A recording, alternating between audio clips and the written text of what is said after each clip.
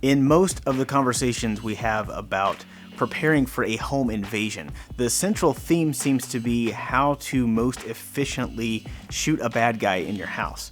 That's not necessarily a bad thing to be ready for, but if the gun is the beginning and the end of our home defense plan, we are ignoring some of the most effective steps we can take to keep ourselves and our families safe. I wanted to get an expert's perspective on this issue, so I asked for some help from Spencer Blue. Spencer is one of the regular contributors to our blog, and he also happens to be a robbery detective for a large metropolitan police department.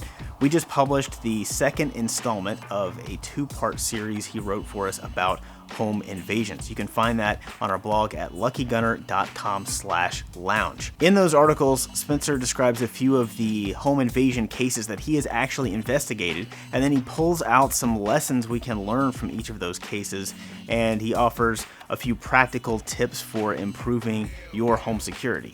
I'm not going to rehash all of that here because Spencer tells those stories much better than I could. But to pick up where he left off, I want to talk about one approach you can use to put together a layered home defense plan. And the goal is to give you something that's flexible enough so you can make it work for whatever your individual situation happens to be. For me, it helps to have some kind of template to start with. So I like to think of a home defense strategy as having 4 distinct layers: deterrence, fortification, early warning, and confrontation.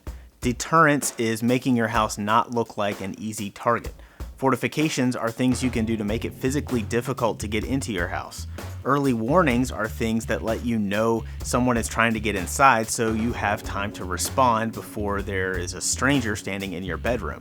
And confrontation is when you are personally interacting with the threat in some way. These 4 layers kind of work together and there's a lot of overlap, and ideally your home defense strategy will cover each layer in multiple ways. So for example, motion activated exterior lights would be a deterrent. Having friendly neighbors who will call you if they see strange people hanging around outside your house, that would be an early warning. Now, a dog that makes noise when strangers are outside would be an early warning, but it would also be a deterrent. Same thing with an alarm system. It lets you know that something is wrong, and it can also convince the intruders to go find an easier target.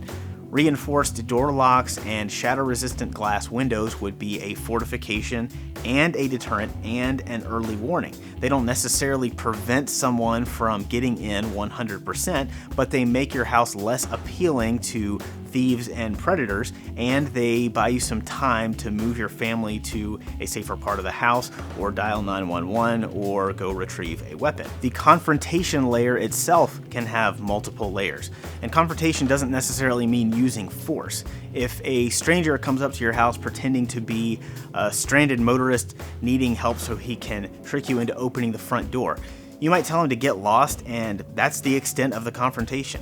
If you see a dark figure moving around in your garage and you shine a flashlight on him, that's also confrontation. And in a lot of cases, that level of confrontation is enough of a deterrent that the threat will leave.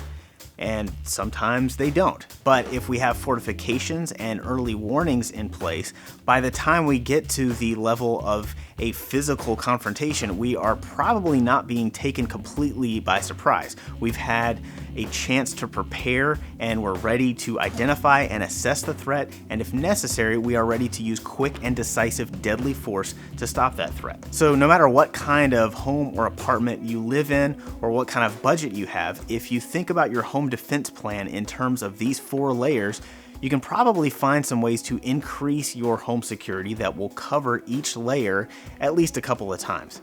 Not only will you reduce your chances of ever having to resort to deadly force, you will also have the odds stacked in your favor if it does come down to that.